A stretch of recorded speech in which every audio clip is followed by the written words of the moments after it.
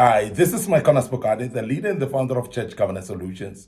Today I want to speak to praise and worship teams and also maybe just leaders in the church that are structuring praise and worship teams.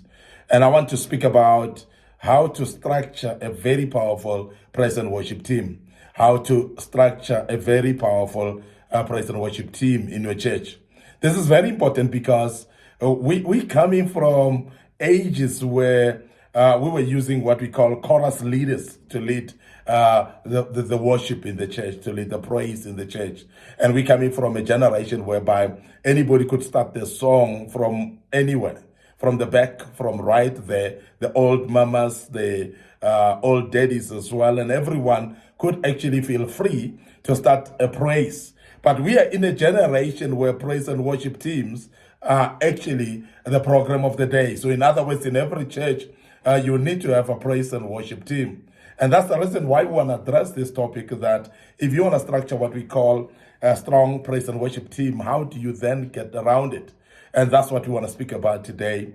Now, the first thing that I want you to look at, if you want to structure a very, very powerful and strong praise and worship team, you need to have a strong leader, both in music and in administration, because it is very important that you realize that the praise and worship team is not only about music, it's not only about the singing, but it's also having some administrative work that one needs to organize and structure in a way that it will be able to run as a proper and powerful the praise and worship team.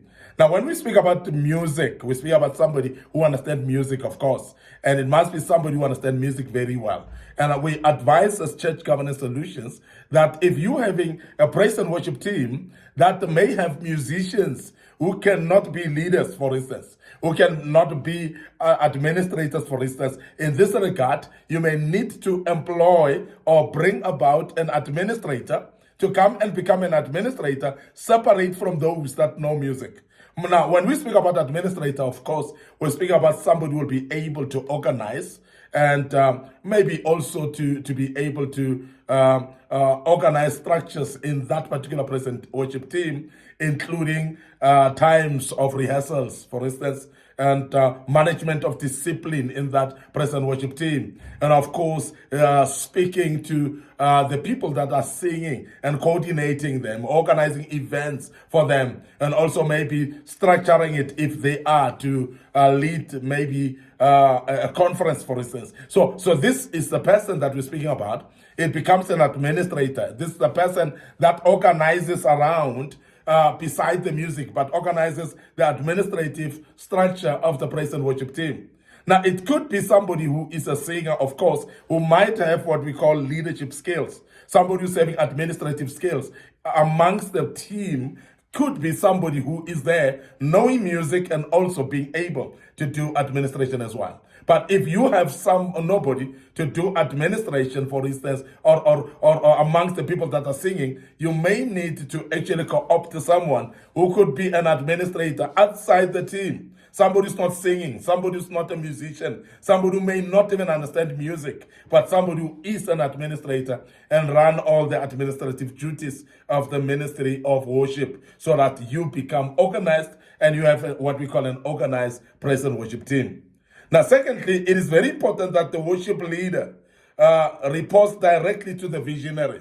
And why so is because the worship should be driven in direction and in line with the vision itself. Remember that in every vision, the worship will be different, led by, particularly or guided by the vision itself. In every church, and I'm sure you would have realized that worship is not conducted the same. And it's not actually done the same way. And the reason is because of the kinds of the visions that this particular specific church is actually having, the vision that is different from the church next door. And because of that, so their worship team cannot be the same as well. And the runnings of the worship team becomes different purely because of the vision is different as well. We are emphasizing as Church Governance Solutions that you need then to have a praise and worship leader to be reporting to the visionary so that they can be in sync and collaborate together and be able to run the praise and worship in line with the vision. Because this is a visionary department. Praise and worship is a visionary department. So therefore, it needs then the visionary to be the one who's leading. The visionary to be the one who's giving guidance and direction. So in other words, the leader in the praise and worship should be reporting directly to the visionary to be given guidance so that we may have synchrony amongst the leader of the praise and worship and the visionary himself or herself. Is very important because that will actually align the whole praise and worship team with what the vision is all about. And that's very, very key that we say then the praise and worship leader should be directly reporting to the visionary. It is then very important also that we look at the audition. How do you conduct the auditions? How do you then run audition service sessions as well? Because that's very important that we look into the auditions. Now, audition everyone, both in music, not only in music, but also in lifestyle. Because there are times when we have seen that in praise and worship team, they become excited. The auditioners or the audition team is actually very excited about somebody with a beautiful voice. But remember that this praise and worship team is not people that are going to sing in a concert. It's not people that are actually going to be just only vocally right. We're not condoning the fact that we need people who are having good vocals. We want those. We need those people. But it's not only the vocals that are enough actually to keep a praise and worship team the same, or make sure that the praise and worship team is actually driving themselves towards fellowship and running the church in a proper manner or in line with the vision as we have spoken earlier. Now we're speaking about here whereby you're going to need somebody who is having a good lifestyle as well. Remember that praise and worship team, they are ministers, these people. And the praise and worship leader become a minister as well. And everyone who's actually on the stage ministering, either in music or in preaching, they become ministers. They become the face of the church. So therefore, you cannot ignore the concept of lifestyle upon a praise and worship team. So they need to live right. They need to live holy. They need to acknowledge the word of God and actually follow the principles of God, because this type of people or this group of people, they become role models in the church. Now, when people come, say for the first time in a church, the first people that they see would be the ushers, of course. And of course, the people that they will see on the stage for the first time will be the praise and worship team. Not even, even before the preacher comes, even before they know the pastor of the church, the praise and worship team would be on the stage and everybody would have seen them and know them. Now, because of that, we are emphasizing as Church Governance Solutions that you be careful of not actually condoning the fact that the people that are in the praise and worship team should be ministers. They must lead by example. So their lifestyle then becomes very important. So when you do auditioning, you must be able to interview the particular individuals regarding lifestyle. You need to check the lifestyle, audit the lifestyle of these people and check if they are really born again. That's number one.